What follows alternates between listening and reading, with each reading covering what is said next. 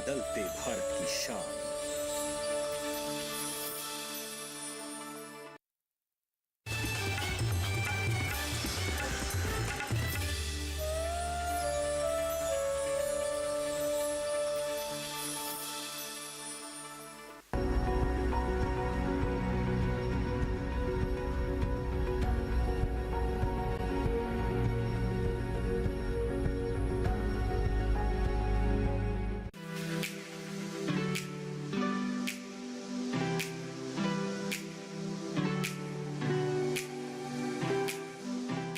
नमस्कार, स्वागत है आपका कृषि विशेष में। आपके साथ मैं हूं अंजू सिंह। इस बार का कृषि विशेष हम आप तक पहुंचा रहे हैं उड़ीसा की बहुत ही खूबसूरत झील चिल्का झील से। चिल्का झील जो कि पूरे एशिया में खारे पानी की सबसे बड़ी झील है, जहां एक तरफ इसका मुहाना समंदर से जुड़ता है, वहीं दूसरी तरफ राज्य की छोटी छोटी नदियां इसमें आकर समा जाती हैं और यही खासियत इसकी जैव विविधता को विशेष बनाती है।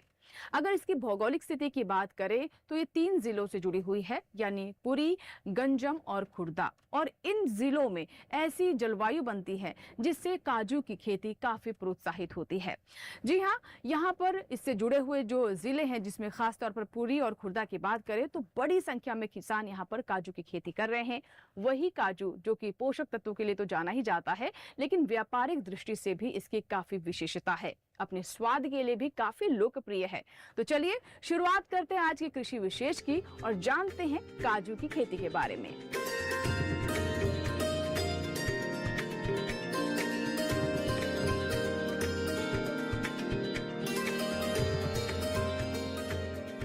काजू सेहत से भरपूर सूखा मेवा है।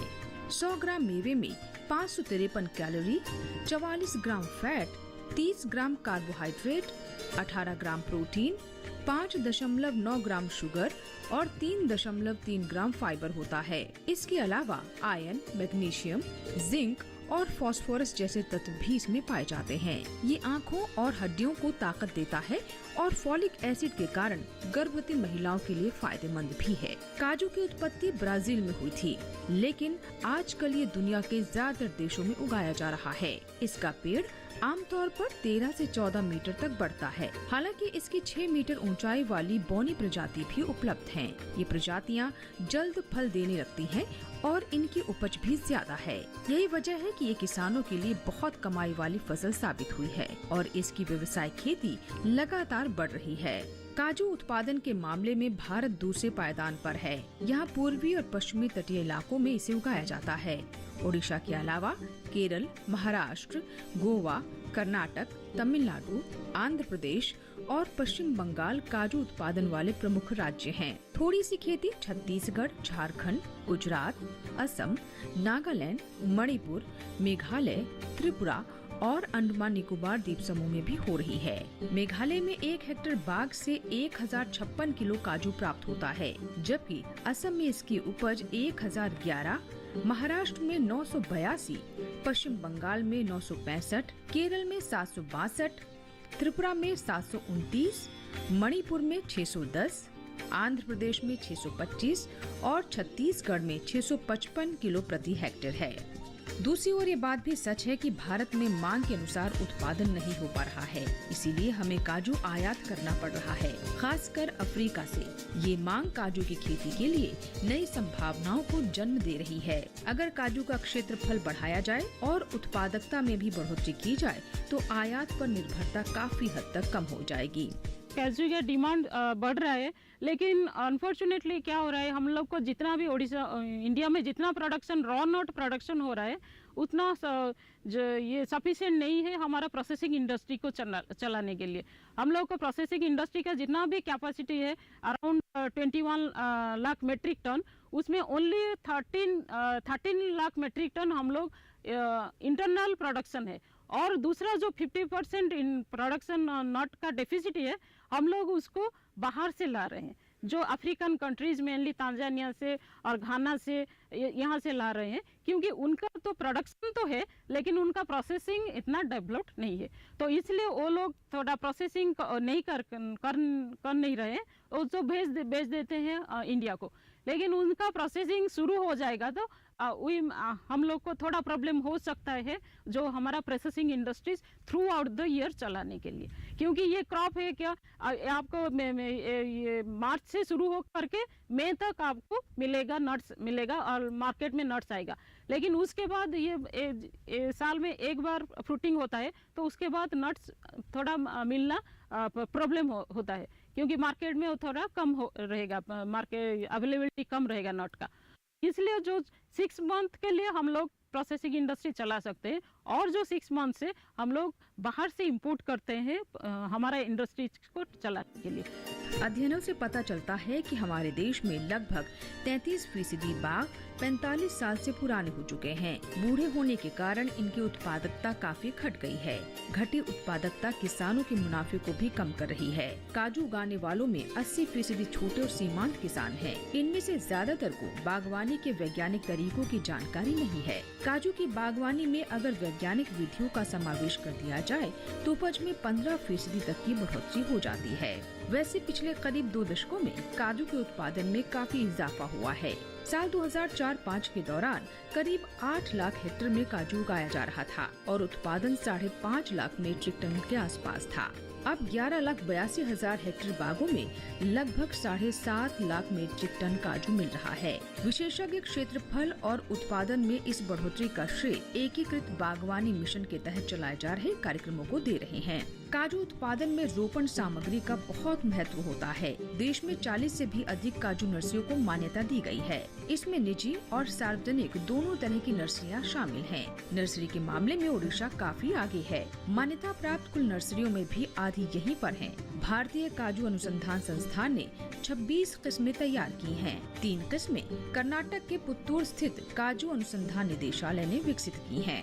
आज की कृषि विशेष कमाल के काजू में आपने बहुत सारी काजू की विशेषताओं के बारे में अभी तक जाना। फिलहाल यहाँ लेना होगा एक छोटा सा ब्रेक, लेकिन ब्रेक के बाद जब वापस आएंगे तो बताएंगे आपको कि कैसे काजू की खेती की जा रही है और किस प्रकार से काजू की खेती से किसानों के आर्थिक विकास को बल मिल रहा है। छोटा सा ब्रेक, देखते रहें कृषि विशेष।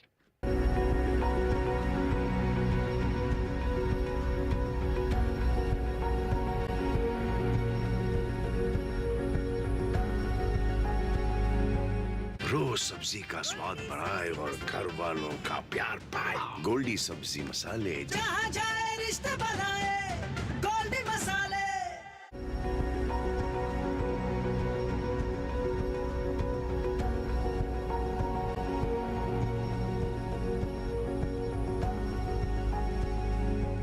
काजू की खेती के लिए उचित जलवायु की आवश्यकता होती है। इसके वृक्ष गर्म और शुष्क वातावरण को पसंद करते हैं।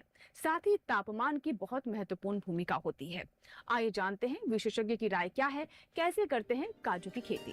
काजू का पेड़ किसी भी तरह की मिट्टी में पनप जाता है, बल्कि इसे आमतौर पर कम उपजाऊ मिट्टी में बोया जाता है। ढालू भूमि और अधिक बारिश वाले इलाके इसके लिए उपयुक्त हैं। इसके पौधे ज्यादा सर्दी को सहन नहीं कर पाते। ये गर्म और नम जलवायु को पसंद करता है। मैदानी इलाकों के साथ साथ 600 से 750 मीटर की ऊंचाई वाली ढलवां जमीन पर ही इसकी खेती हो जाती है। बढ़वार के लिए 15 से 35 डिग्री सेल्सियस का तापमान चाहिए और फलन के दौरान शुष्क जलवायु। पुष्पन के समय बादल या कोहरा नुकसान का कारण बन सकता है। रोपाई के पहले खरपतवार को साफ कर दें। पौध से पौध कम से कम 2 मीटर की दूरी तक खरपतवारों को जड़ों सहित हटा दें। इसके बाद रोपाई के लिए गड्ढा खोद लें। गड्ढा खोदने का काम रोपाई से 15-20 दिन पहले जरूर कर लें और उसे खुला छोड़ दें। ऐसा करने से गड्ढे में धूप लगेगी और हानिकारक कीट या उनके अंडे नष्ट हो जाएंगे। काजू के लिए आप पहले उसको गड्ढा खोदना पड़ता है जो 60 सेंटीमीटर क्यूब बोलते हैं, तो मीन्स 60 सेंटीमीटर लंबा चौड़ा ऐसे ये रहेगा। तो उसमें से आप उसको लगाना है। 6 महीने से 1 साल का काजू प्लांट लगाएंगे। उसको लगाएंगे तो उसको लगाने के बाद उसको जो ये रहता है, जो ग्राफ्ट जॉइंट हम लोग बोलते हैं, कलमी काजू जो बोलते हैं, उसको जो ग्राफ्ट जॉइंट होता है वो 5 से 10 मीटर जमीन के ऊपर रहना चाहिए। तो ये को क्या होगा कि और उसका एस्टेब्लिशमेंट अच्छा होता है। नहीं तो आप जो जो जॉइंट है कलमी का जो जॉइंट है वो जो नीचे चला जाएगा, ये जो अंदर चला जाएगा, तो आप वहाँ से जो स्प्राउट आएगा उसको बाद में वो रूट स्टॉक से आ जाएगा, तो वो वाला वो उतना अच्छा वाला क्वालिटी आपको फ्रूटिंग नहीं देगा। गड्ढा भरते समय 10 से 15 किलो गोबर की खाद, 400 से 500 ग्राम सिंगल सुपर फॉस्फेट अच्छी तरह मिला दें। पहले साल में 300 gram urea, 200 gram rock phosphate, 700 gram muriate of potash प्रति पौधे की दर से दें। दूसरे साल इसकी मात्रा दुगनी कर दें और 3 साल के बाद 1 किलो यूरिया, 600 ग्राम रॉक फॉस्फेट और 200 ग्राम म्यूरेट ऑफ पोटाश मई, जून और सितंबर, अक्टूबर के महीने में आधा आधा बांट कर देते रहें। उर्वरक मानसून से पहले और मानसून के बाद पौधे के चारों ओर थाला बनाकर देना है। हाई डेंसिटी प्लांटिंग होता है, लगभग प्लांट के बीच में करीब करीब 3 मीटर बाई 3 मीटर से प्लांट लगाया जाता है। मगर अभी जो नया टेक्नोलॉजी आ रहा है हाई डेंसिटी प्लांटिंग में, प्लांट के बीच का दूरी जो है उसको कम करके पर मीटर स्क्वायर या पर एकड़ बहुत ज्यादा प्लांट लगाया जाता है, जिससे कि इसका प्रोडक्शन ज्यादा हो। काजू की पौध कलम विधि से तैयार की जाती है। पौध 6 से 12 महीने पुरानी हो सकती है। रुपाई के बाद आसपास की मिट्टी को धीरे से दबा दें। ऐसा करने पर प्रकंद से निकलने वाले प्ररोहों को हटाने में सुविधा होगी। काजू छोटे और बड़े दोनों आकार में आते हैं। जितने बड़े आकार का काजू होगा, प्रति पौधा उतना ही कम उत्पादन मिलेगा। अच्छा वाला वेराइटी जिसका नॉट वेट 8 से ज़्यादा है, उसी टाइप का वेराइटी लगाना चाहिए। जैसे कि हमारे यहाँ पे रिलीज किया गया है वो हमारा यूनिवर्सिटी से, दैट जगन्नाथ बलभद्र, अभी एक नया वाला वेराइटी रिलीज हुआ है जो कि OUT कलिंगा काजू -1। तो इसी टाइप का नट लगाएंगे तो अच्छा वाला नट, अच्छे क्वालिटी का नट मिलेगा। अच्छे क्वालिटी का नट होने से क्या होता है, उसको प्रोसेसिंग करने के बाद जो हमारा डिफरेंट काजू कर्नेल का डिफरेंट ग्रेड है, जो ग्रेड के हिसाब से मार्केट में उसका पैसा मिलता है। जो हमारा सबसे अच्छा वाला ग्रेड है WW180, उसको WW means white whole kernel उसको बोलते हैं, WW180। उस ग्रेड का 180 ग्रेड जो है वो जम्बो ग्रेड बोलते हैं। तो WW180, WW210, WW240 हम लोग मार्केट में जनरली जो लेते हैं वो सबसे लोएस्ट ग्रेड का कर्नेल है, जो जिसका WW180, W210, W240 वो सब एक्सपोर्ट होता है। रुपाई के बाद पौधे को गिरने से बचाने के लिए बांस का सहारा दें। सहारा देने का काम 2-3 साल तक चलता रहेगा। नमी बनाए रखने के लिए रुपाई के तुरंत बाद पलवार बिछा दें। काजू में कलम के नीचे प्ररोह निकल आते हैं। समय समय पर इन्हें हटाते रहें। खास तौर से मुख्य तने पर 75 से 100 सेंटीमीटर तक ऊंचाई तक शाखाओं को जरूर काट दें। ये काम 4-5 साल तक करना है। इससे मुख्य तना सीधा रहेगा, साथ ही कृषि कार्य करने में, गुठलियाँ इकट्ठा करने में और कीट नियंत्रण में आसानी होगी। 2 साल तक फूलों के गुच्छों को हटाते रहें। इस तरह पहली फसल तीसरे साल में प्राप्त होगी। पुराने बागों में भी हर 2-3 साल बाद काट छांट का काम करते रहें।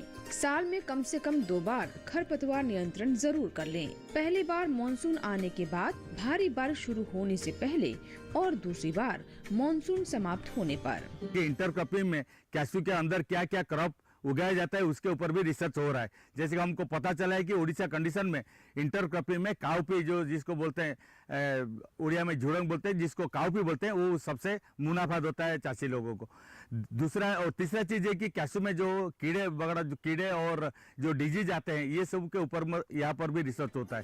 काजू वैसे तो वर्षा आधारित फसल है, लेकिन अनुसंधानों से पता चला है कि पहले और दूसरे साल में जनवरी से मार्च के बीच सिंचाई करने पर उपज में बढ़ोतरी होती है। सिंचाई के दौरान हर पौधे को 200 से 250 लीटर पानी देना है। काजू की बागवानी बहुत आसान है, इसे बहुत ज्यादा देखभाल की जरूरत नहीं होती। बीमारियां आम तौर पर नहीं लगती। हाँ, कुछ कीट जरूर परेशान कर सकते हैं। इसमें बीमारियां में इसको जो कीड़े का प्रॉब्लम ज़्यादा है, जैसे कि डिजीज इतना प्रॉब्लम नहीं है, लेकिन 2 कीड़ा इसका प्रॉब्लम है जो बोलते हैं टी मॉस्किटो बग, अनदर है कि cashew stem and root borer. जो टी मॉस्किटो बग जैसे कि हमारा मच्छर जैसा होता है, वो आके जो न्यू सूट आता है, जो अक्टूबर-नवंबर के महीने में जो न्यू सूट आता है, न्यू ब्रांचेस निकलता है, उसको वो पंक्चर करके उसको जो जूस उस ले लेता है, जो उसके कि वो जो ट्विक्स होता है या ब्रांच होता है वो सूख जाता है। और हमारा जो cashew stem and root borer वो काजू के पेड़ के जो नीचे वाला ट्रंक में आता है, वो उसमें ट्रंक में जैसे ये होल करके उसमें अंदर चला जाता है, वो जाके अंदर में जाके काजू के पेड़ के अंदर जाके खाता है। तो उसको कंट्रोल करना बहुत मुश्किल है, लेकिन फिर भी आप जैसे सीताराम काजू का फील्ड जब साफ सुथरा रखेंगे उसका प्रादुर्भाव या इसका इन्फेस्टेशन थोड़ा कम रहेगा। जब पत्ते लाल या पीले रंग के होकर गिरने लगे और गिरी का रंग धूसर हो जाए तो फलों को इकट्ठा कर लेना चाहिए। तो अभी तक आपने जाना कमाल के काजू की विशेषताओं के बारे में। इसी के साथ ही फिलहाल वक्त हो गया एक छोटे से ब्रेक का, लेकिन ब्रेक के बाद जब वापस आएंगे तो मुलाकात करवाएंगे काजू के एक ऐसे किसान से जो कि न सिर्फ काजू की खेती करता है बल्कि इसके व्यवसाय से भी जुड़े हुए हैं। जानेंगे उनके बारे में विस्तार से छोटे से ब्रेक के बाद।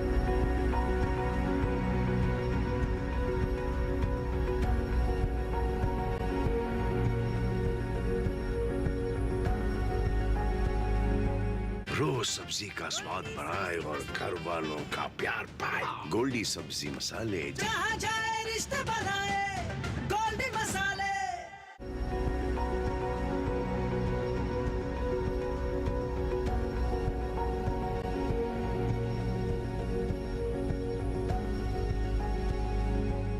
व्यापारिक दृष्टि से विश्व व्यापार का काजू एक महत्वपूर्ण हिस्सा है और ये एक कैश क्रॉप यानी नकदी फसल है।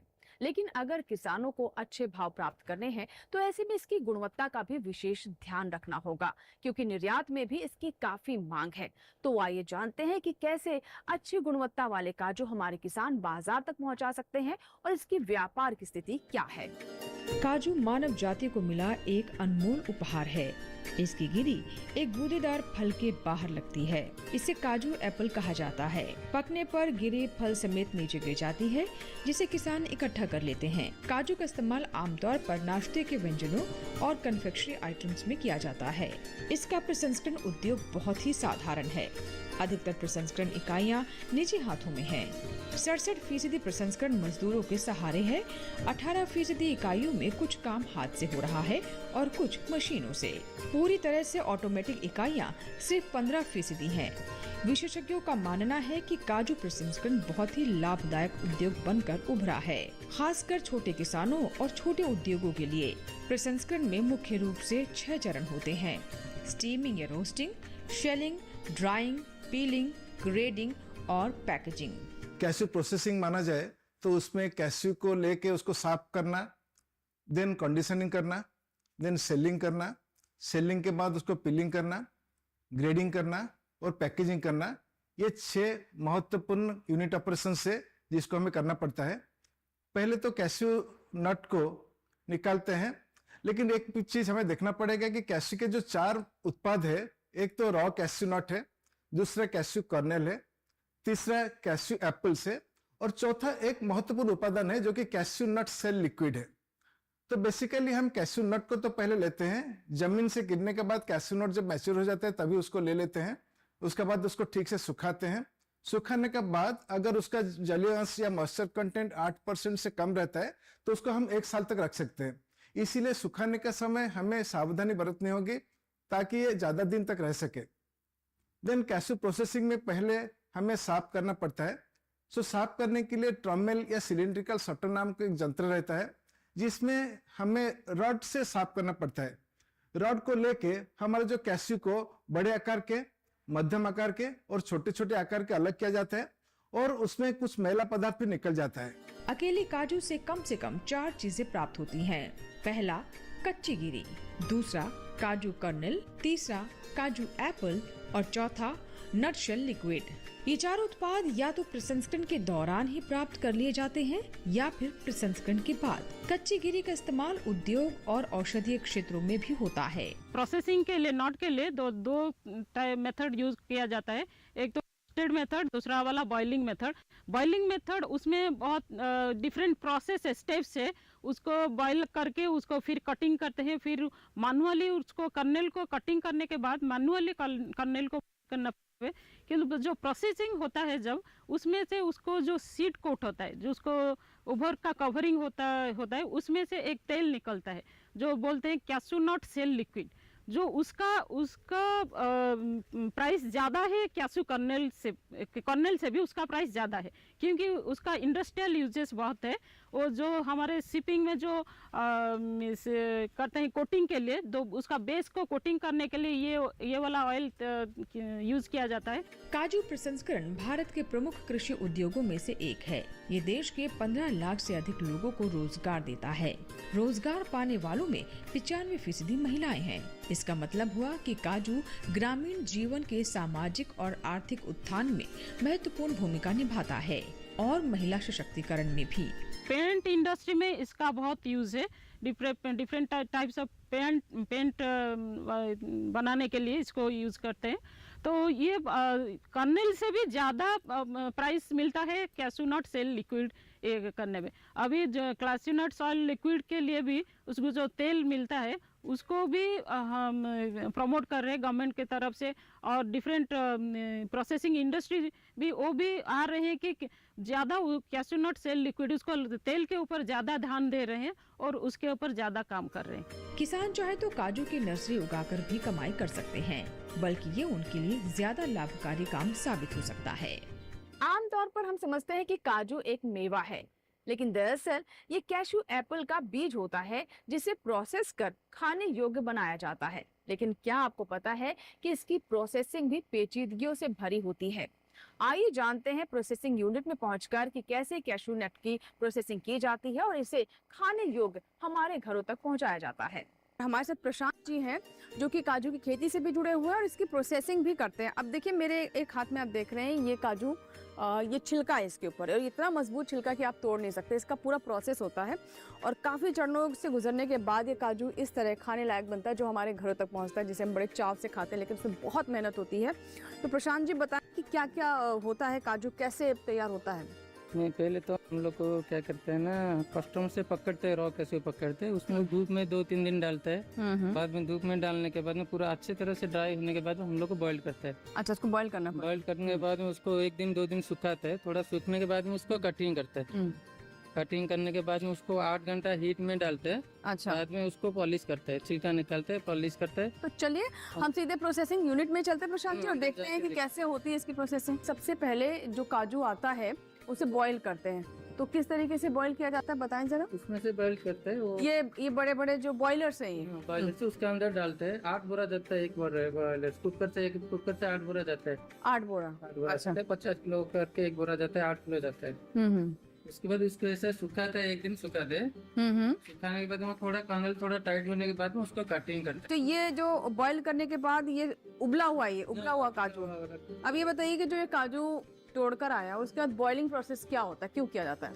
इसको बॉइलिंग करते हैं तो ज्यादा ब्रोकन नहीं निकलता, होल जाता है, इसलिए बॉइलिंग प्रोसेस करते हैं। नहीं तो रोस्टिंग वाला भी करने वाला था। ऑटोमेटिक कटिंग आता है, 1 मिनट में 2 आता है, 2 काजू ऐसा कट के लिखते हैं। तो 1 घंटा में 80 किलो ऐसा कट करता है। 80 किलो काजू 1 घंटे में छिलका कट के लाता है। अच्छा, फिर वो काजू बाहर आ जाता है। बाहर आता है, बाद में वो लोग हमारा लेबर लोग उसको स्प्लिट करके निकालता है, अलग अलग स्प्लिट करके निकालता है। मतलब उसमें कट लग जाता है, फिर उसको स्प्लिट करके निकालना पड़ता है। हीटिंग मतलब जो कटिंग करता है ना मशीन कटिंग करने के बाद वो नीचे गिरता है, उसको वो लेबर लोग बैठ के अलग अलग करते हैं। तो देखिए यहाँ पर महिलाएं हैं कुछ जो कि स्प्लिटिंग के काम में है और काफी ये लेबर इंटेंसिव काम है। एक एक काजू को छिलके से बाहर निकालना पड़ता है जिसे हम स्प्लिटिंग कहते हैं।